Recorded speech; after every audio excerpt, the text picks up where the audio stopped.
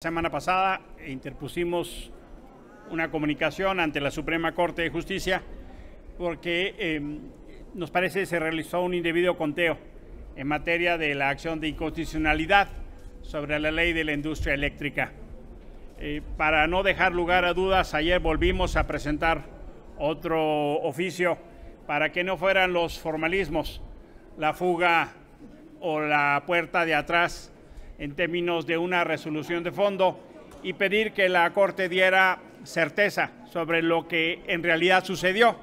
Si bien es cierto que el presidente de la Corte no cuenta votos, lo que sí es cierto es que el secretario contó 8 votos y eso es vital.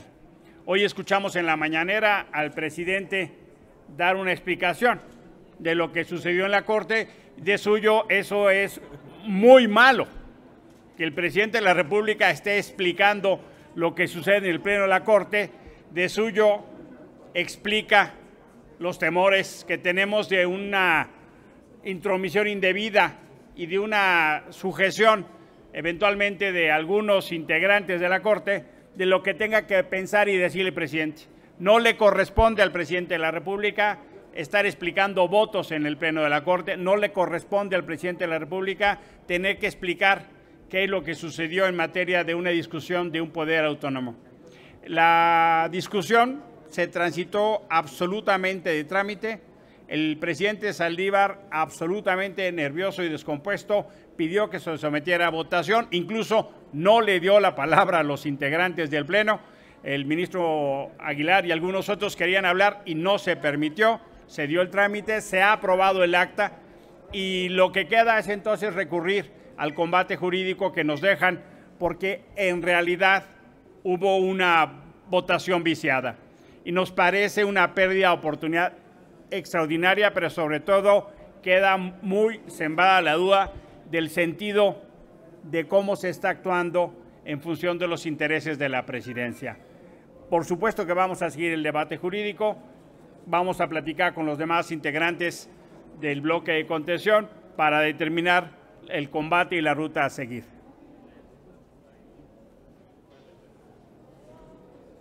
No, estamos a sus órdenes para preguntas. Les pregunta, senadores, Claudia Flores Barreto, de Noticieros Televisa. Buenas tardes, senadores. Oiga, dos cosas. Hoy un periódico de circulación nacional habla incluso de la posibilidad de que pudiera darse un relevo en la Fiscalía y que justamente fuera uno de los ministros quien preside ahora, quien ocupe la nueva Fiscalía General de la República. Al respecto, el senador Monreal dijo que está imposibilitado constitucionalmente y que el fiscal está firme. Escuchamos que usted, senador, pedía la renuncia del fiscal. ¿En efecto pudiera darse ese relevo desde su punto de vista? Y también preguntarles cuál va a ser su posición, por qué avalar la reforma que hoy se discute en la ley minera, por qué con esta sí van. Gracias. A ver, lo primero que debo decir es que como un homenaje a Rosario Ibarra, a quien muchos conocieron muy de cerca y que fue una luchadora por los derechos humanos, y hoy precisamente los defensores de derechos humanos, los periodistas, están asediados, algunos están silenciados y otros están muertos. Y otras personas en México cada día más no tienen ni una tumba en donde llorar sus muertos. Y en ese sentido son poquísimas las sentencias condenatorias que el fiscal ha logrado en materia de secuestro, de levantón o de desaparición forzada, como se dice técnicamente. Y con ese dolor el Grupo Plural se conduele con esas familias mexicanas y recuerda a Rosario Ibarra, y el mejor homenaje que se le puede hacer a Rosario Ibarra es la renuncia de un fiscal que no ha obtenido sentencias por desapariciones en este país. Es lo mejor que se puede hacer. Y lo mejor también sería que el relevo sea alguien que cumpla los requisitos constitucionales. Arturo Saldívar no cumple los requisitos constitucionales para ser fiscal. Ya lo vimos intentar una reforma para mantenerse en el cargo 6 años. Ya lo vimos que no sabe ni siquiera contar entre 11 ministros de la Corte, 8 votos que le canta el secretario de Acuerdos, como bien ha dicho el senador Álvarez y Casa. Ya lo vimos trampear votaciones. Parecía cabildo municipal la Suprema Corte de Justicia de la Nación y cabildo municipal de un municipio de Michoacán de los muy pequeños. Entonces, nosotros pedimos que haya un relevo en la Fiscalía, sí, pero no para peor con Saldívar.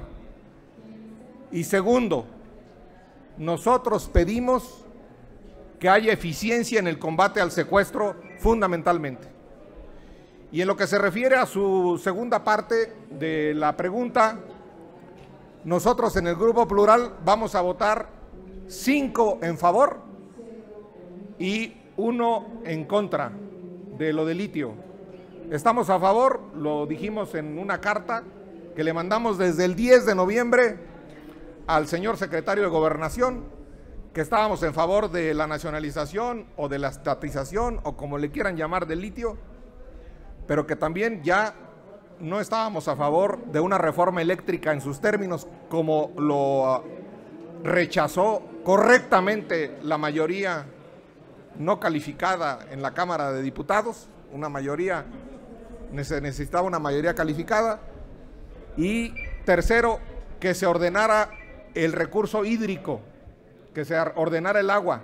Eso decía nuestra carta desde el 10 de noviembre pasado.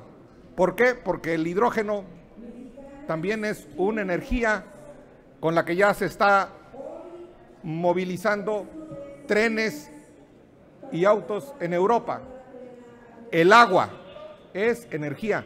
Entonces dijimos eso desde un principio y nosotros somos plurales, tenemos una unión libre, no un matrimonio con contrato fijo, y entonces vamos a votar 5 a favor de la nacionalización con la propuesta y el senador Madero votará en contra, y aquí está el senador Madero y él puede dar mejores explicaciones que yo.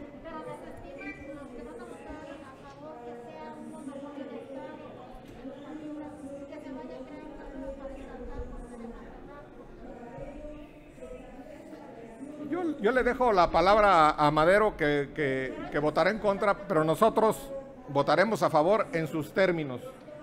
Nosotros, la verdad, el presidente quiere nacionalizar algo como Lázaro Cárdenas nacionalizó el petróleo, como López Mateos nacionalizó la industria eléctrica.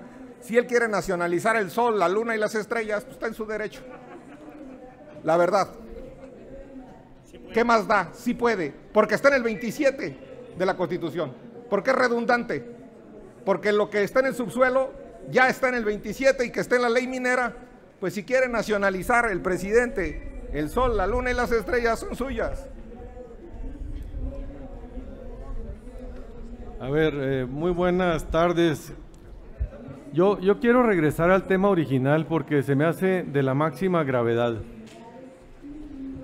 Lo que no está pudiendo el presidente obtener en el Congreso, que es una mayoría calificada para aprobar una reforma constitucional, lo logra en la Corte con una minoría de 4 votos, convirtiendo a la Corte en la cañería para burlar las mayorías calificadas. Para modificar la Constitución se necesitan 2/3 partes de los diputados, más de 330 votos de diputados. Se necesitan 2/3 partes de los senadores y la mayoría de los congresos locales. Y para decir que una ley es constitucional se necesitan 4 votos, una minoría, una mendiga minoría de ministros de la Corte. Encontraron ya este caminito, encontraron que la Corte puede ser la cañería para desahogar lo que no pueden lograr con votos en el Congreso. Y esto es muy peligroso porque ya van 2 veces que lo hacen. Lo hicieron primero con la pregunta de la revocación de mandato. Aprobamos en la Constitución una revocación de mandato. se aprueba por mayoría simple una ley que dice que se pueden hacer 2 preguntas en una boleta, estúpidamente. Y la Corte con 4 votos dice que es legal y constitucional hacer esa estúpida pregunta, que nomás en México, en ninguna parte del mundo, con 4 votos se avala algo que no está en la Constitución. Lo mismo lo acaban de hacer ahora. La reforma constitucional no la pudieron pasar. No pasó la reforma constitucional que atentaba contra la salud y el medio ambiente. ¿Y qué hacen? Aprueban con una mayoría simple en ambas cámaras de Morena y sus aliados una ley que contraviene la Constitución. Así lo dicen 7 ministros, pero con 4 que lo digan en contra, se queda firme la ley de la industria eléctrica por una minoría. ¿Y qué va a pasar ahora con los 200 amparos que se irán desahogando uno a uno casuísticamente? Habrá algunas empresas que ya como hoy empiezan a sentir el frío y se están acercando a la CFE para negociar. Habrá otras que van a insistir y se van a ir hasta las últimas consecuencias con sus amparos, y hasta que no se desahogue el último amparo tendremos la incertidumbre jurídica de la ley de energía eléctrica, de la industria eléctrica. Pero este caminito ya lo encontró el presidente Andrés Manuel y tenemos una corte obsequiosa. Déjenme decirles que al presidente no le tocaba nombrar ya 4 ministros y ya nombró a 4. Esto lo hizo porque al primero que dobló fue a Medina Mora, quien, si se acuerdan, renunció sin dar explicación y en la Constitución dice que debe justificarse. Y el presidente y este Senado le aceptaron la renuncia sin explicación alguna. Desde ahí empezamos, desde ahí venía. Dobla y tira uno y lo sustituye. Nombra 3 nuevos y tiene a Saldívar. Tiene 5 votos de 11. Aguas, México, aguas. Porque ya tenemos a la Corte como la cañería para que el presidente apruebe la legalidad de las reformas que son inconstitucionales. Eso sucedió hoy, ya ha sucedido y ya van 2 veces y aguas, porque este caminito se puede volver andancia. El litio lo voy a explicar ahorita en el pleno. Gracias. Está suave, está suave. Básicamente, hay muchas razones. La más... es que esta es una vacilada. A mí no me gusta que el presidente juegue con el Congreso, y está jugando. Dispensa de trámites en la Cámara de Diputados, dispensa de trámites en el Senado de la República, un poder chingón, autónomo, doblegado, orbitando y bailando al son como perrito que le toca al presidente. Si es tan importante, vamos a discutirlo, pero no es importante, es doblegar y sacar una narrativa, una pedagogía de que el presidente quiere empatar el marcador porque perdió su reforma constitucional y quiere sacar algo. Es un premio de consolación, es algo que yo en principio no estoy de acuerdo, por el principio que está maltratando al Congreso y le está quitando la dignidad. Y si no empezamos nosotros, ¿quién chingados? Gracias. La siguiente pregunta es del columnista Francisco Garfias. Yo quisiera preguntarles su opinión sobre las amenazas que lanzó ayer Mario Delgado en contra de los diputados que votaron en contra de la reforma eléctrica a través de sus propios diputados en las localidades a las que pertenecen. No, nada más le falta poner un letrero de "se busca" a estos diputados. Es extraordinariamente peligroso. Esa campaña es una apología del odio. Esa campaña de Morena es bordar, ya no en la polarización, sino en la construcción de la violencia. La traición a la patria es un delito Y tienen que aprender en Morena a procesar sus derrotas en código democrático. En una democracia se gana y se pierde. Lo que no se puede hacer es procesar una derrota en la apología de la violencia y el odio. No se puede en democracia utilizar la narrativa, los instrumentos y la práctica fascista. Eso es una práctica fascista. Apelar a la traición a la patria o al amor a la patria y con listas es una práctica típica del fascismo, ¿eh? Hay que decirlo en sus términos y con sus palabras. Es extraordinariamente peligroso que un partido que es una entidad de interés público, que recibe financiamiento público, utilice esos recursos para construir la apología del odio y la violencia. A mí me parece absolutamente sin sentido, extraordinariamente peligroso. Es de veras una señal de alarma en la salud de nuestra democracia. Puedo entender que no estén de acuerdo, pero generar ese tipo de cosas en la población, por supuesto que escala ya no a la polarización, me parece absolutamente indebido.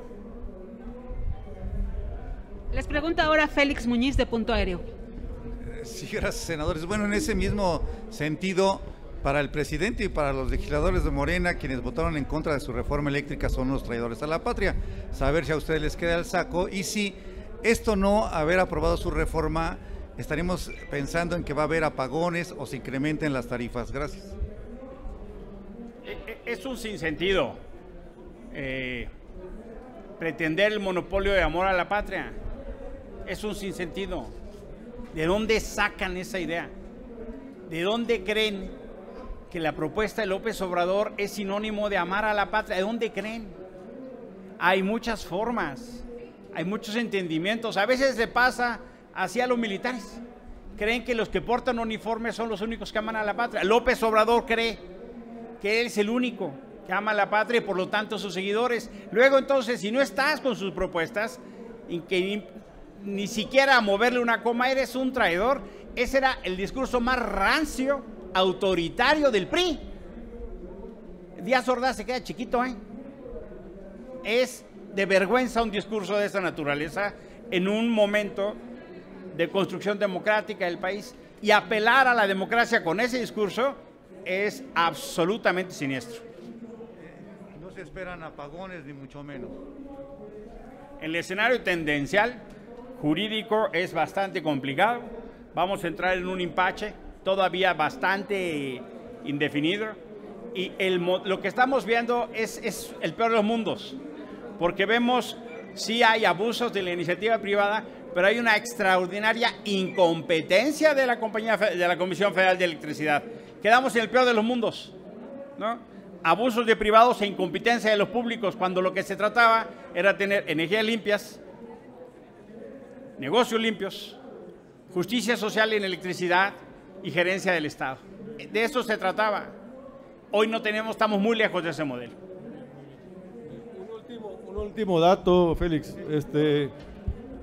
Desde que empezó este gobierno no ha habido inversiones privadas en generación de electricidad, y las públicas son de las más bajas de la historia. Entonces, los apagones no se dan inmediatamente. Uno trata de anticiparse a la demanda, y lo que no se está ahorita invirtiendo en centrales, muy pronto nos va a pegar. Nos va a alcanzar el futuro, Félix, porque no se están haciendo las inversiones. Y gran parte de las inversiones que no están haciéndose no solo es en generación, sino en transmisión. Ahorita en Ciudad Juárez ya hay maquiladoras que decidieron salir del país porque no hay abasto eléctrico, no hay fluido eléctrico. Y en Juárez lo que falta simplemente es la interconexión, la transmisión de energía, que es monopolio, siempre ha sido monopolio la transmisión de la energía a través de la CFE. Nos restan dos preguntas. La penúltima pregunta es de Carlos Guzmán de CMX Noticias. Senador Icaza, pues ya tocó el tema que quería consultar también al senador Germán con respecto a lo que pasa en la Suprema. Pues prácticamente el presidente López Obrador mencionó que hay ya ministros patriotas que están dispuestos a hacer muchas cosas. El senador decía que estaban haciendo el caminito, pero se iba a convertir en otra cosa. Me gustaría pedirle su opinión y su lectura de ese tema, senador. Ya, es lo mismo que ya hago mío las palabras de lo que ya se dijo. ¿Se pudiese convertir esto en prácticamente la desaparición del legislativo para pasar todo a través del judicial? Lo que está en juego es la ruptura de un pacto constitucional. Lo que está en juego es que el presidente López Obrador, por maniobras, obtenga lo que no obtuvo en las urnas. En la urna del 21 no obtuvo votación para mayorías constitucionales. Y no se puede por la puerta de atrás hacer un fraude de la Constitución. Gracias, senador. La última pregunta es de María Luisa Estrada, de Política Monterrey. Gracias, buenos días.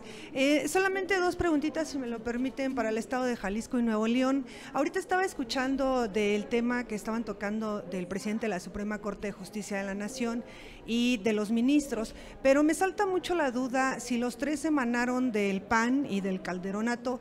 Entonces quiere decir que el hoy presidente de la República, licenciado Andrés Manuel López Obrador, es aún más corrupto que lo que fue su presidente Felipe Calderón, que ya es más que comprobado que fue bajo un fraude electoral. Esa es una. Y la otra, referente a lo del tema de que estaban también mencionando el senador, de desapariciones, la violencia, y pues que no se ha condenado a nadie todavía por este tema. También no sería como más congruente buscar soluciones, porque también esto emanó del sexenio de Felipe Calderón. Esas son las dos preguntas, porque somos del estado de Jalisco y de Nuevo León, en donde vivimos una guerra brutal. Para ilustrarle, este sexenio va a acabar siendo el sexenio con más personas desaparecidas, más que cuando Felipe Calderón, y homicidios y feminicidios. ¿Según sus informes o los reales? ¿Quiere que responda o qué quiere que haga? Digo, para puntualizar la pregunta. Son temas que le estoy contestando. Si quiere que le conteste lo que usted quiera, pues dígame y páseme y le leo. Cálmese, le está haciendo preguntas, soy prensa, tengo que preguntar. Le contesto. Gracias. Le contesto. Gracias. Usted habla y yo respondo. Y si tiene alguna duda, cuando yo acabe me vuelve a preguntar, ¿le parece? Me parece perfecto. Muy bien. Este sexenio va a acabar siendo el sexenio con más personas desaparecidas. Ya. Y puede consultar los datos de la Comisión Nacional de Búsqueda, son datos oficiales.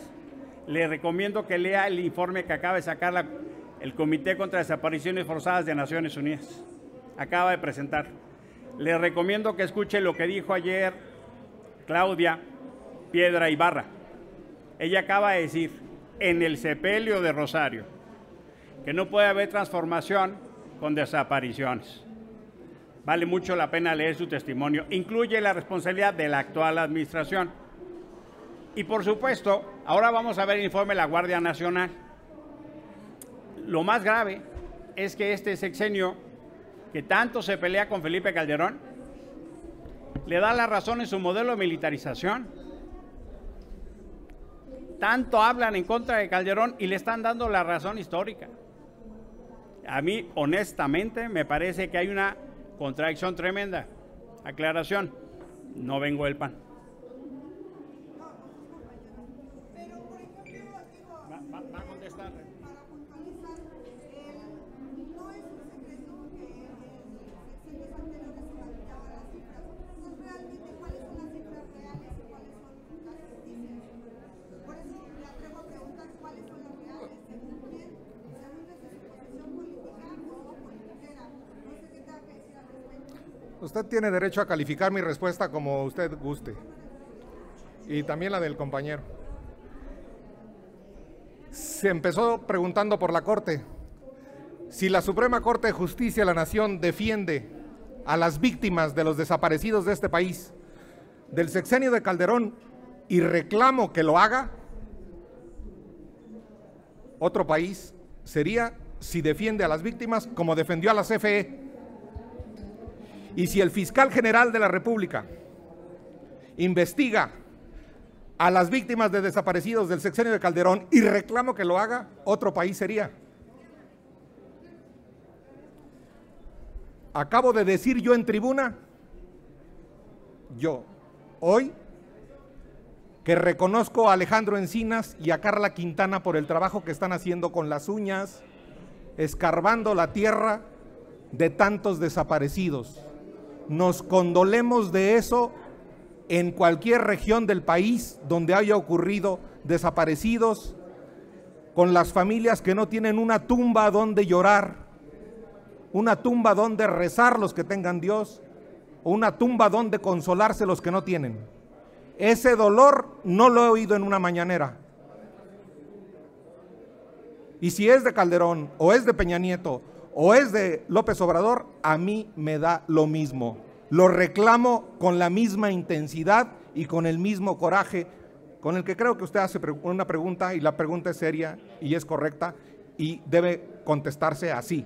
Ojalá hubiera un fiscal que, como defendió a su pariente, defienda a las víctimas de los desaparecidos. Y ojalá hubiera una corte que, como defendió a la CFE, defienda a las víctimas de los desaparecidos. Tendríamos otro país en Nuevo León, en Jalisco y en todo México. Muchas gracias.